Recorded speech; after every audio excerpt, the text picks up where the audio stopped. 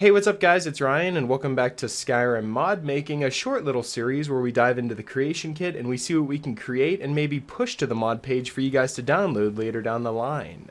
This is going to be our second update episode where I show you guys what I have so far and we dive back into the creation kit and we maybe work on a little area together. But I did want to bring you guys the creation kit to maybe you Xbox users or maybe people who watch me that, play on PC that maybe want to get into modding. This is a lot of fun. I really enjoyed putting all of this together and it's not even close to being done yet, but I do want to show you what I have so far and maybe talk about some of my future plans with it as well. So in the last episode, I did show you guys the Heartwood fishery, which was all I had so far. And this was just a little area here that has a dock and a ship there. And it was just a small little update where I, showcased the series, got it started off for you guys and let you know my plans. But I've done a little bit of work ever since the last episode, and I've put together a small portion of the city. You'll notice that I haven't done any of the nav meshing yet because there's just a kid running into the well there in the center, but I will work on pathing all the NPCs properly, but that's not my main concern right now. My main concern right now is creating the Hold of Heartwood, and that's exactly what I've started here.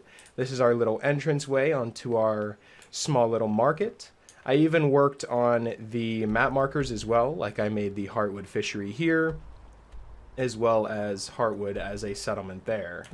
I figured it'd probably be a better idea to make it a settlement instead of a, giant hold like this, because all the holds in the game that have, these, they have separate load doors. Well, except for Falkreath.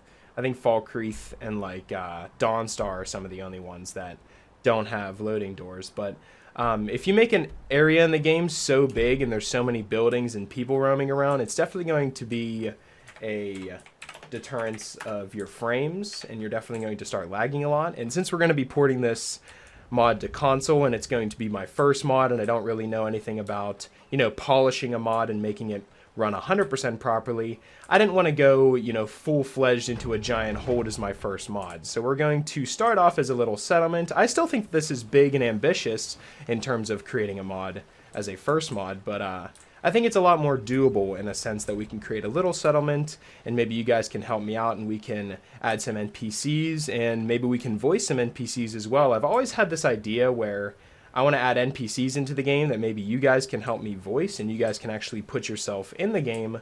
I seem to be getting off a little bit off topic here. Let's actually begin the tour and I'll talk about some of my plans for mods.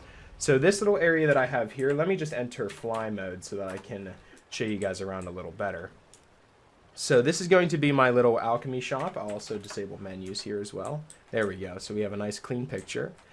This is a little dock watchtower area that I turned into an alchemy shop. There isn't an entrance yet. I haven't worked on the interior.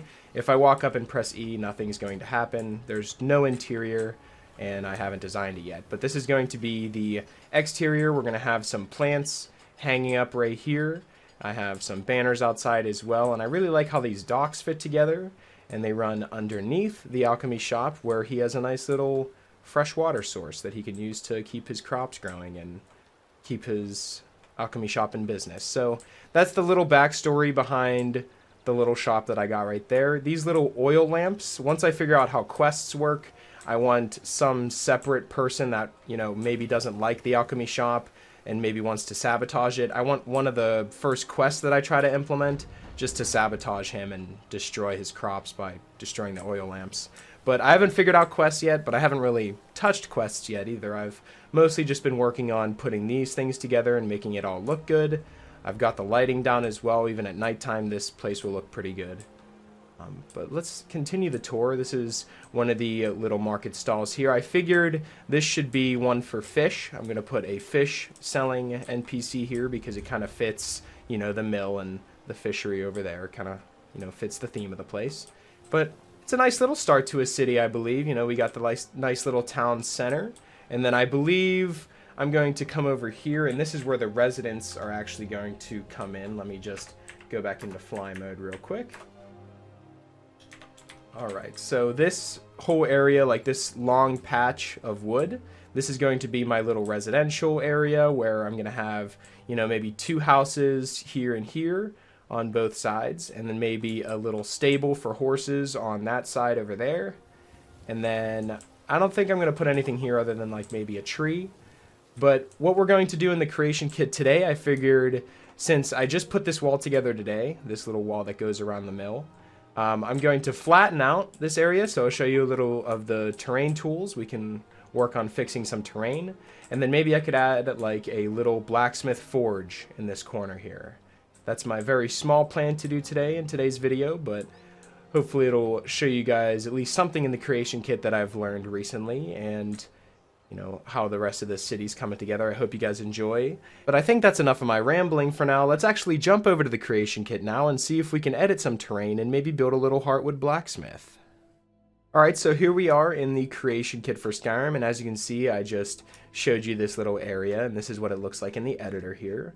I'm going to zoom in so that we can see some of the other markers that you guys may have not seen yet. So these little red idle things here, these red markers that have lines through them, this is called, I don't know if this is exactly called Nav Mesh, I'm still learning about that, but this determines what path the guards and NPCs will take. So if I have, as you can see, there's one up here, over here, and around here. So depending on the arrows and like the lines that are connecting, this is the route that the guard will take. But I do want to make it clear that I have not edited any of these. These are the ones that were already here whenever Heartwood was here. So I've kind of just built around the Nav Mesh. So that's why NPCs are running into walls at the moment whenever I run to test the mod. But I do want to make it clear that I will learn and fix the Nav Mesh so that NPCs can walk around properly once the mod's fully created, because I'd hate to fully Nav Mesh an area and then get, you know, upset with the area and maybe want to change it and then have to re-Nav Mesh the entire thing. So I think it's best to probably save the Nav Meshing for the last part. But at least you can see everything here. This is exactly what we've done. This little M on the map is the map marker for Heartwood Fishery, or actual Heartwood. It is, not Heartwood Fishery. Heartwood Fishery map markers over here. This little circle. So those are the map markers that I placed that I showed you when I opened my map. So that's pretty cool there. But now on to business. We want to make a little Heartwood Blacksmith over here, right next to the lumber mill. But our first problem is the hills. So let's raise our camera a little. Yeah, as you can see, there's a big hill there, and we're not going to be able to build any type of blacksmith without it clipping into the area. So let's actually flatten this. There's a bunch of different ways that you can flatten areas. There's an actual flattened button that you can use, but it tends to cover a large radius, and if you're not editing a large radius, it can make things look bad. But there is a little button. As you can see, I have this little render window here. We can flatten the vertices. That's what I was just talking about. It'll just flatten the entire area that we can. Or if we have nothing selected and we just have the regular default setting, you can actually grab this and drag it down like this. See, I can edit the terrain.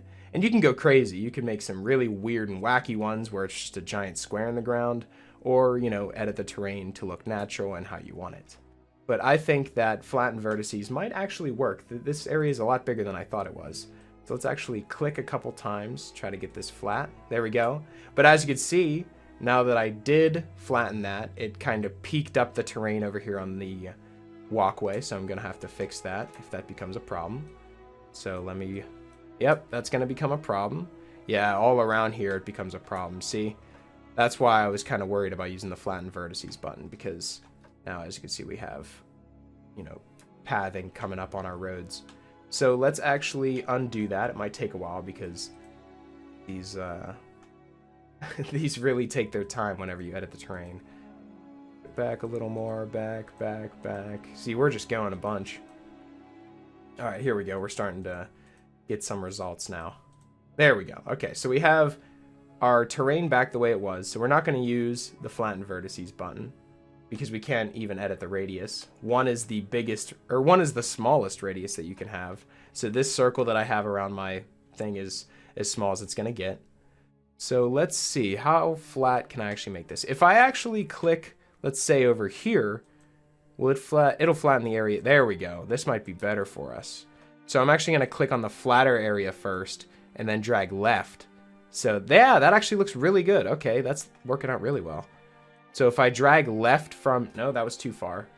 See, this little wooden thing popped up. That was a little too much. Let's go back. I'm still working on, you know, terrain as well. Like, we did just edit how high those hills were, and we made it all flat, or flat enough. But I'm still working on, you know, changing some portion of this to grass, some of this to, you know, look more natural instead of it have all pathing. Still working on that.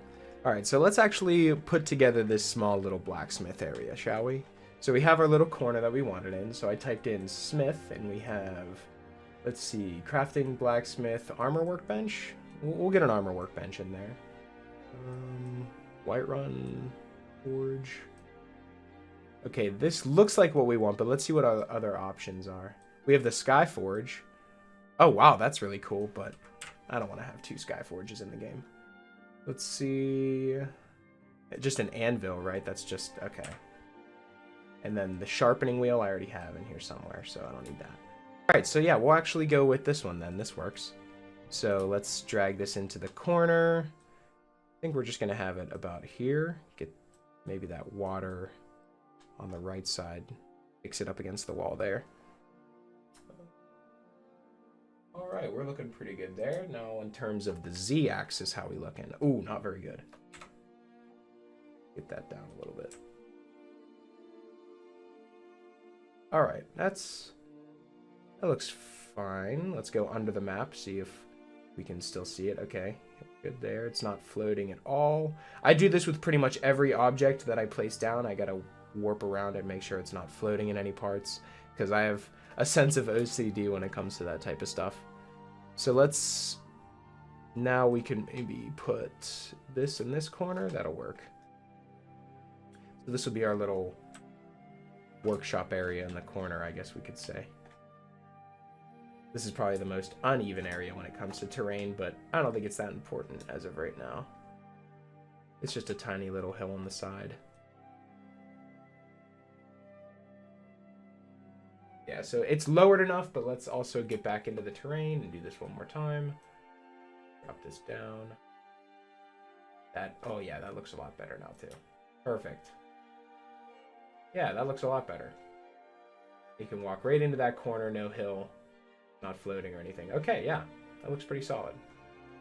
All right, so maybe not centered as much as we'd like as of yet, but let's just do that as a test run. So we've placed down 2 different things now. Of course, there's tons of things placed around here, but our 2 new objects into the game we've placed. And I know last episode I probably should have showed this, but I'll actually save and enter back into Skyrim so that you guys can see what the changes look like. But we've just flattened out the area here, and we added the workbench and the smith, and I think that's good for now. That's all we really have time for in this short little update video. If you guys do want to see longer videos, in like maybe 30 minutes where I sit down and actually, you know, scramble my ideas and trial and error stuff, be sure to let me know. I'd love to make a series like that, but I don't want to bore you guys either. So basically all you do to save your mod and push it is you just press save up here, and that's it. You can leave this open, just leave Creation Kit open, and then go down to your Steam, open up Skyrim, and I'll meet you over there.